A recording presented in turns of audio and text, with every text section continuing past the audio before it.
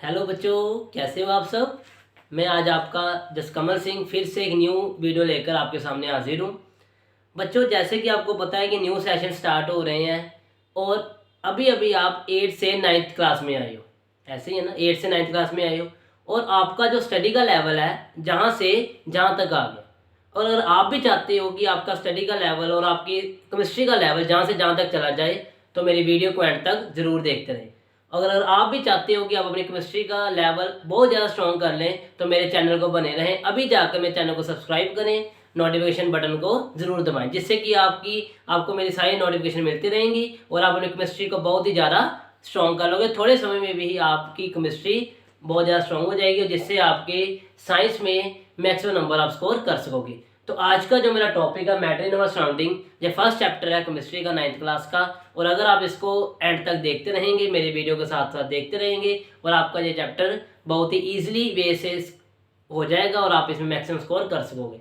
अगर आप मेरे चैनल पर न्यू हैं तो अभी चैनल को सब्सक्राइब करें। मैंने अपना कॉन्टैक्ट नंबर डिस्क्रिप्शन बॉक्स में दे दिया हुआ है, वहाँ पर जाकर आप मुझे कॉन्टैक्ट भी कर सकते हैं। तो चलो लेट्स स्टार्ट द वीडियो। तो बच्चों, चैप्टर का नेम है मैटर इन अवर सराउंडिंग्स। जैसे कि आप सभी को पता है, matter in our surrounding chapter में सबसे पहले मैं मैटर के बारे में पढ़ूंगा। तो व्हाट इज मैटर। मैटर क्या होता है? एनीथिंग दैट ऑक्यूपाई स्पेस, जो भी चीज जगह ऑक्यूपाई करेगी, स्पेस ऑक्यूपाई करेगी, एंड हैव मास, उसका मास भी है, and can be felt by any senses. It means मतलब क्या है कि कोई भी चीज जिसका मास भी है और वही स्पेस भी ऑक्यूपाई कर रहा है और उसको मैं महसूस भी कर सकता हूँ, आइदर स्मेल, टच और सी, मतलब देखकर, टच कर कर और स्मेल कर कर। ठीक है, क्लियर। जैसे एयर है मेरी, एयर को मैं स्मेल कर सकता हूँ, एयर भी मेरी क्या है, मैटर है। तो सबसे बड़ा क्वेश्चन यही होता है कि एयर कैसे मैटर है। और आप सभी को पता है, अगर बैलून की बात करूं, अगर बैलून में मैं एयर फिल करूंगा तो बैलून का साइज ज़्यादा हो जाता है, उसमें जो स्पेस है वो ऑक्यूपाई एयर कर लेती है। अगर जो भी स्पेस ऑक्यूपाई करेगा वो मेरा क्या होगा, मैटर होगा। तो इसलिए मैं जहाँ पर लिख सकता हूँ एग्जाम्पल की जगह पर एयर इज अ मैटर। तो सबसे पहला question air is a matter, ये आपका क्वेश्चन बोर्ड एग्जाम में जरूर आता है। अब नेक्स्ट मैं टॉपिक की बात करूं, what are the types of matter.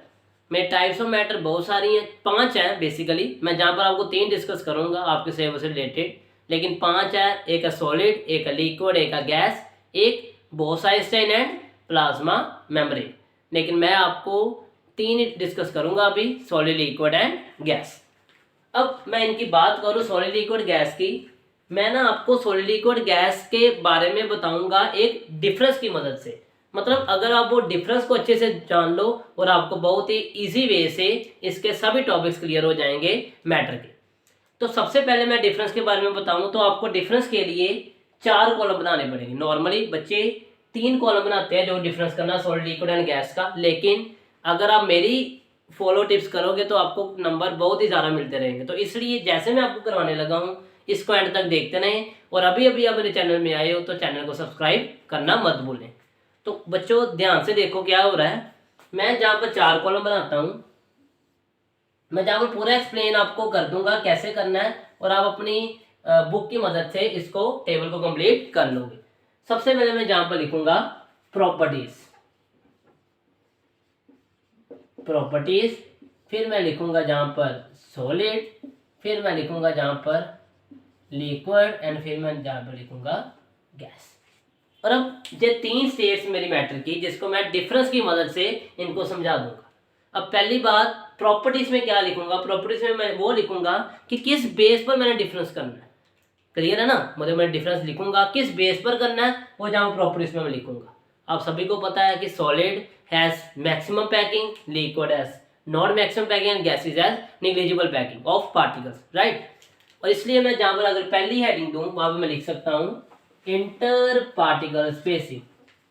So inter particle spacing की अगर मैं बात करूं तो आप जहां पर लिख सकते हो सॉलिड की नेग्लिजिबल है ही नहीं, लिक्विड की सम फाइनाइट वैल्यू, कुछ वैल्यू है इसकी, और गैस की मैक्सिमम, बहुत सारी स्पेसिंग है। क्लियर।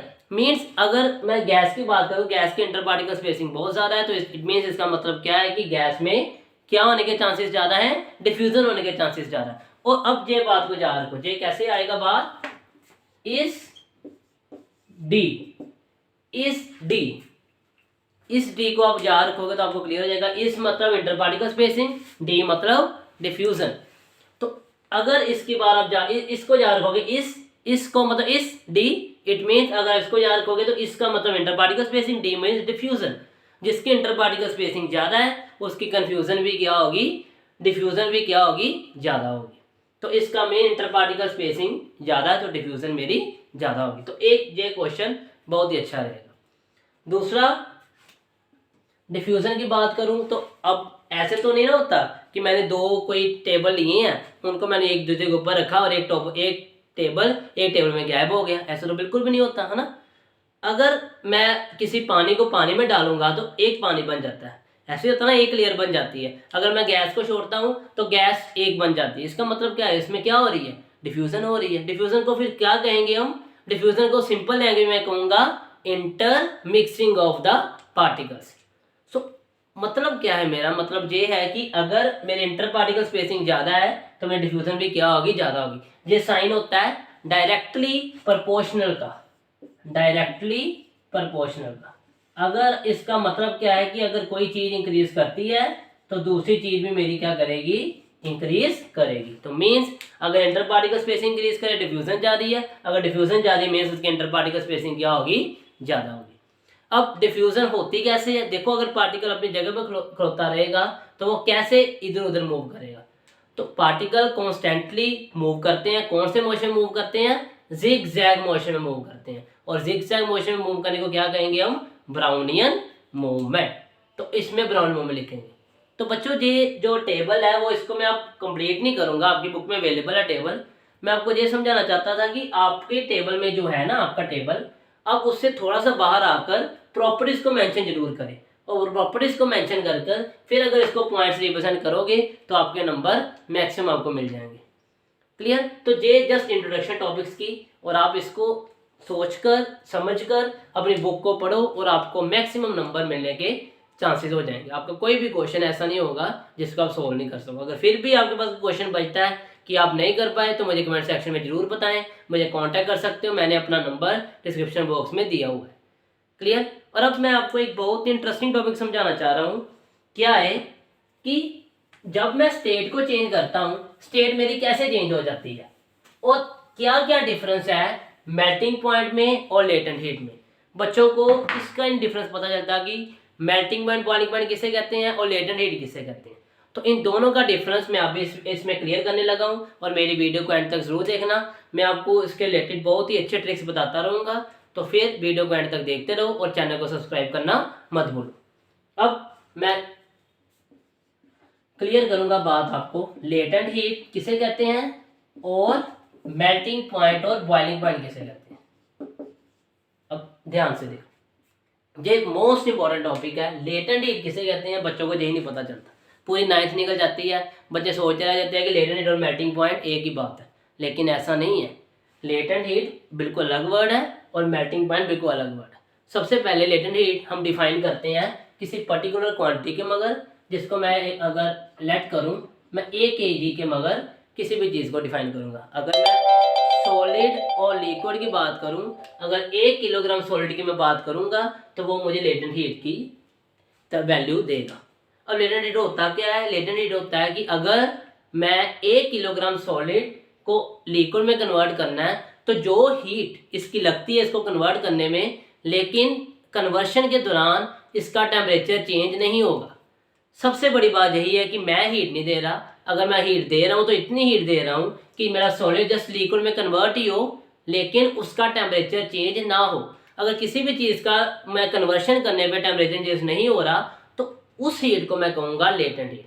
ये बच्चे मेन इंपॉर्टेंट टॉपिक है। मीन्स अगर मैं बात करूँ आइस और वाटर की, आप देखना अच्छे से, अगर मेरी आइस को मैं थोड़ा सा हीट करता हूँ, जब मैं नहीं हीट करता अपने आप ही आइस पिघलती है ना, मेल्ट होती है, तो वो आइस और वाटर दोनों का टेम्परेचर 0 डिग्री सेल्सियस होगा, बिल्कुल सेम, कुछ भी नहीं। अब देखोगे बर्फ के ऊपर पानी भी होता है, उन दोनों का टेम्परेचर 0 डिग्री सेल्सियस होता है।